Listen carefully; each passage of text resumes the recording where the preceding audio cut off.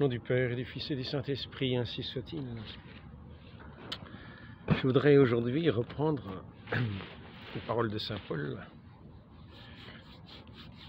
au sujet de la folie de Dieu qui est plus sage que la sagesse des hommes, de la faiblesse de Dieu qui est plus forte que la force des hommes, et montrer que cette sagesse humaine a été d'une certaine manière anéantie, a été désavouée lors de la crucifixion et de la condamnation du Christ. Je vais reprendre le passage de Saint Paul, première lettre aux Corinthiens. Alors, n'oublions pas quand même que Dieu a fait l'homme à son image, il l'a créé avec une âme raisonnable. Et ce n'est pas pour autant que la sagesse de ce monde est à comment dire, que la sagesse de ce monde, après le péché originel, est vraiment ce qu'on peut appeler la sagesse véritable. Ici, nous allons voir que c'est une folie. Le langage de la croix est folie pour ceux qui se perdent, mais pour ceux qui sont en train d'être sauvés, pour nous, il est puissance de Dieu. Car il est écrit, je détruirai la sagesse des sages, j'anéantirai l'intelligence des intelligents. Où est le sage? Où est le docteur de la loi? Où est le raisonneur de ce siècle? Dieu n'a-t-il pas rendu folle la sagesse du monde? En effet, puisque le monde, par le moyen de la sagesse, n'a pas reconnu Dieu dans la sagesse de Dieu, c'est par la folie de la prédication que Dieu a jugé bon de sauver ceux qui croient. Les Juifs demandent des miracles, et les Grecs recherchent la sagesse. Mais nous prêchons un Messie crucifié, scandale pour les Juifs, folie pour les païens, mais pour ceux qui sont appelés, tant Juifs que Grecs, il est Christ, puissance de Dieu, sagesse de Dieu, car ce qui est folie de Dieu est plus sage que les hommes, et ce qui est faiblesse de Dieu est plus fort que les hommes.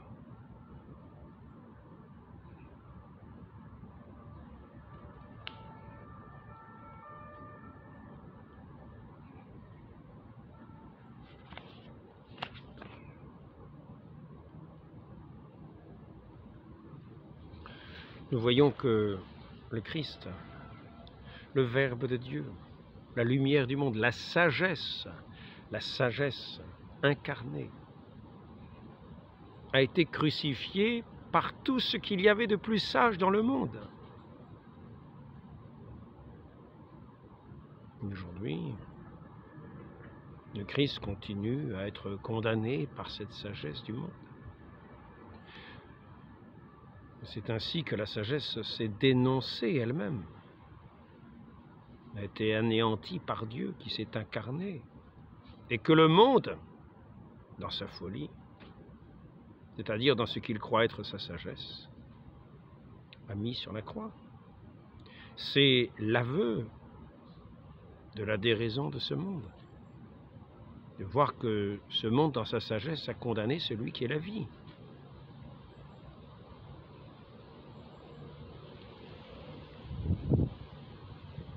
A condamné celui qui est l'amour même. Ainsi, nous voyons bien que toutes ces autorités qui étaient établies selon la sagesse du monde, selon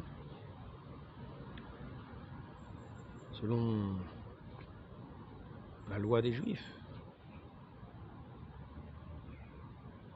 a été réduit à néant. Non pas que la loi n'était rien, Non pas que la raison des hommes ne soit rien. Il y a eu des grands philosophes, et il y a eu des juifs érudits dans la science de la loi. Et cependant, à quoi tout ce monde a-t-il abouti?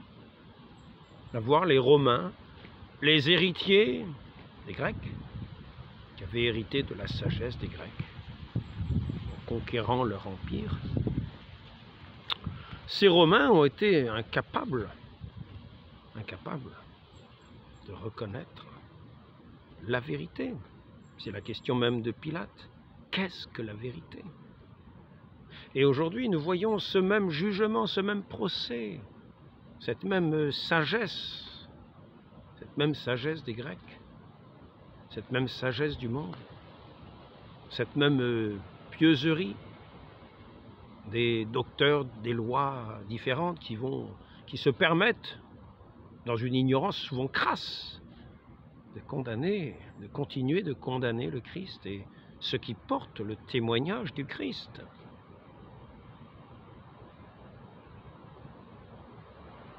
Par exemple, tout à l'heure, je pouvais encore entendre quelqu'un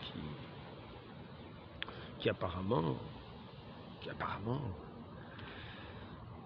à la fois porte un jugement et dans une ignorance insoupçonnée, qui montre, qui quand il s'exprime ne fait que montrer sa propre ignorance. Quand il dit que, il commence par montrer sur sa vidéo, on voit des quantités d'images, il commence par montrer sur sa vidéo des églises orthodoxes. Alors les églises orthodoxes, alors là ce sont des icônes partout, mais il parle de l'église catholique. Déjà, premier décalage. Ce n'est pas... Il est vrai que l'église orthodoxe aujourd'hui, malheureusement schismatique, a été catholique. Il y a déjà eu comme cela par le passé ce combat avec les iconoclastes, qui se méprenaient sur l'enseignement de l'Église, qui n'acceptaient pas l'enseignement de l'Église, des saints pères de l'Église, au sujet de ce que sont ces images. Ils reprenaient un commandement de Dieu sans le comprendre, en s'imaginant que faire des images, tailler des statues, des peintures, c'est la même chose que faire un veau d'or dans le désert qu'on va aller adorer. Et ainsi, celui qui présentait sa vidéo disait aussi que les catholiques adoraient les statues. Adoraient les statues, c'était de l'idolâtrie. Et pour lui, faire une statue, c'est de l'idolâtrie. Le terme même d'idole, l'idolâtrie ne consiste pas en ce qui est des statues, mais à adorer ce qui n'est pas Dieu, et qui ne sont que des créatures. Et cette adoration portée sur des créatures font de ces créatures des idoles. Et une idole peut très bien être un brin d'herbe. Très bien. Ce n'est pas une statue. Mais si je me mets à adorer le brin d'herbe, comme certains adorent la terre maintenant, au fond il y a un dieu, le dieu de la terre, les arbres, adorer les arbres, comme faisaient certains, les étoiles, les luminaires, les étoiles. Là, c'est de l'idolâtrie. Il n'y a pas besoin de tailler des statues, des veaux d'or, etc. pour avoir un cœur idolâtre, un cœur détourné de Dieu. Et saint Paul nous dit bien à ce sujet-là. Il y en a qui mettent toute leur sagesse de ce monde à faire de la bonne cuisine, à faire de leur Dieu un ventre, à faire de leur ventre un Dieu, une idole. Leur Dieu, c'est leur ventre. Comprenons bien, comprenons bien. Le péché réside avant tout dans l'esprit. Le péché réside avant tout dans l'esprit. Et ceux qui ont une mauvaise volonté auront beau avoir toutes les connaissances du monde, toutes les connaissances de la terre, utiliseront toujours leur mauvaise volonté à mauvais escient. La chose est simple à comprendre. Et ainsi, ils seront incapables de comprendre la chose telle qu'elle est.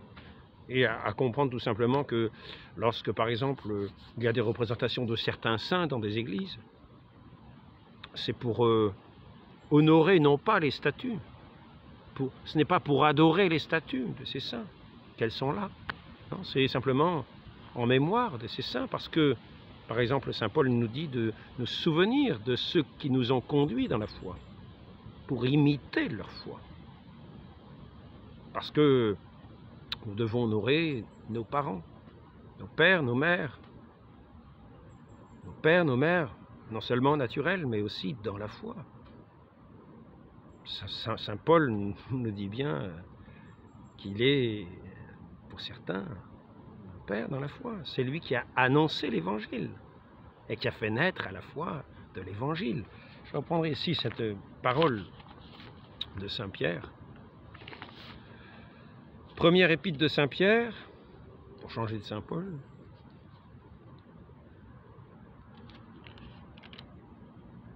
Ayant purifié vos âmes en obéissant à la vérité, pour avoir un amour fraternel sincère, aimez-vous ardemment les uns les autres de tout votre cœur. C'est-à-dire, purifiez vos âmes en obéissant à la vérité. Il ne s'agit pas là d'idolâtrie. Un chrétien n'est jamais un idolâtre. Les chrétiens n'adorent ni la Vierge Marie, ni les saints. Les chrétiens connaissent les commandements de Dieu. Adorer Dieu seul. L'aimer par-dessus tout. De tout son cœur, de toute son âme, de tout son esprit, de toutes ses forces. C'est ce que font les chrétiens. Mais nous avons aussi ce commandement d'honorer nos parents. Et nous avons des pères et des mères dans la foi. Puisque vous avez été régénérés, non par une semence corruptible, mais par une semence, j'arrive plus à lire, incorruptible, par la parole vivante et permanente de Dieu. Alors on pourrait se dire, oui, c'est Dieu qui parle au cœur, invisiblement, incognito, personne n'en sait rien, mais il parle au cœur et il donne la vie comme cela. C'est quasiment, comment on dira, ce ne sont pas des paroles formelles, et d'ailleurs il y a un psaume qui dit ce n'est pas par des mots, ce n'est pas par... Et c'est vrai, Dieu parle au cœur d'une certaine manière, mais ici, saint Pierre nous parle d'une manière bien précise. Mais la parole du Seigneur demeure éternellement. Et cette parole est celle qui vous a été annoncée par l'Évangile. Donc nous avons bien des pères et mères dans la foi qui sont celles qui nous ont annoncé cet Évangile, ces paroles de l'Évangile, qui sont la vraie sagesse, qui sont la sagesse de la croix, qui est plus sage que la sagesse des hommes, que le monde a condamné. Il a mis la sagesse sur la croix, la sagesse éternelle a été crucifiée par le monde. Et le monde a porté la croix, et la sagesse éternelle a porté sa croix, unie à sa croix, mort sur la croix.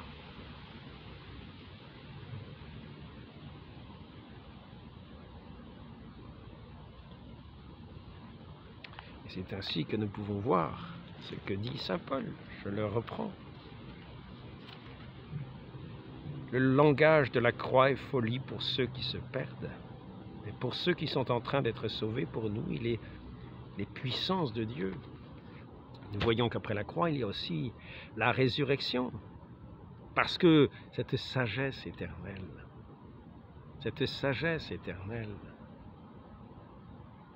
est validée par Dieu. La sagesse du monde est anéantie par Dieu, par la croix. Parce que le monde s'est condamné en condamnant la sagesse éternelle. Il ne faut pas se fier au monde.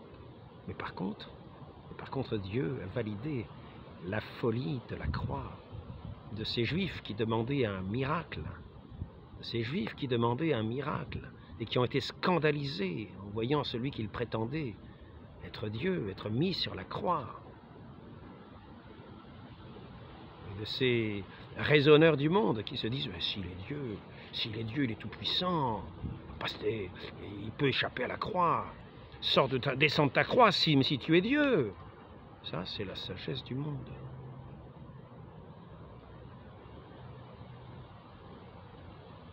Mais Dieu a validé la sagesse éternelle le Christ est venu annoncer sur cette terre qu'il condamne le monde. Dans l'obéissance, c'est Dieu que le Christ a annoncé, dans la fidélité, par la résurrection. Et ainsi, il en est des saints, de qui sont comme nos pères dans la foi, de qui nous faisons mémoire, et que Dieu valide dans leur vie, quand sur des tombeaux des saints, car il faut honorer les défunts, les morts, en leur obtenant une sépulture digne. Eh bien, lorsque nous allons les honorer, ces saints, en allant sur leur sépulture, et qu'il y a des miracles, c'est Dieu qui valide leur vie et leur message.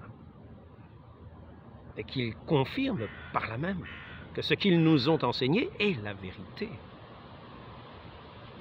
Par la puissance même de Dieu, qui les désigne comme ayant été véritablement nos pères dans la foi, et qui sont dignes d'être imités par nous-mêmes. Autant que Dieu nous en donne la grâce. Et là est la sagesse. Là est la sagesse véritable de Dieu, là est la force de Dieu.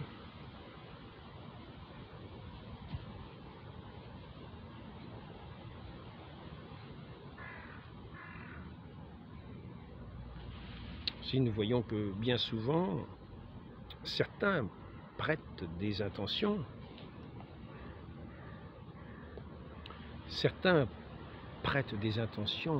rudimentaires, élémentaires. Comment peuvent-ils imaginer eux-mêmes que ceux qui ont pour commandement d'adorer Dieu, lorsqu'il y a des statues dans les églises, adorent les statues, adorent des idoles? Mais un enfant qui sort tout juste de l'âge de la raison, qui apprend son catéchisme, les premières leçons de catéchisme, est capable de remontrer à ces personnes qui se font de telles considérations. Ces personnes qui montrent certaines connaissances, mais qui ne montrent pas la meilleure volonté, en imaginant que ceux qui font profession d'adorer Dieu, nécessairement, quand ils mettent des statues, mettent des idoles en place. Le commandement de Dieu est, sur ce point de vue, assez clair, assez simple.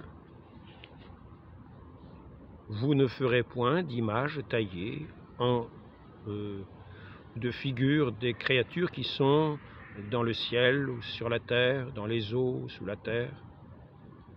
Vous n'adorerez point toutes ces choses, et vous ne les honorerez point.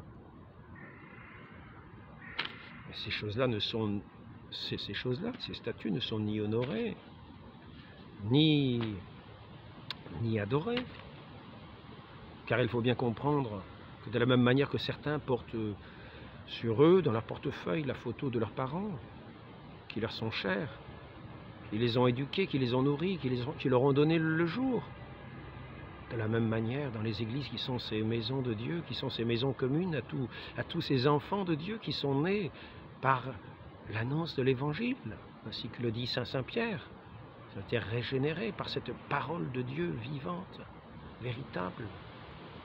Eh bien, ils ont été engendrés à cette vie nouvelle par ceux qui sont les pères dans la foi, qui les ont enseignés dans cette foi, et qui comme de chers parents, comme à de chers parents, les fidèles, ont voulu mettre une image en souvenir d'eux, pour les rappeler à leur imitation, pour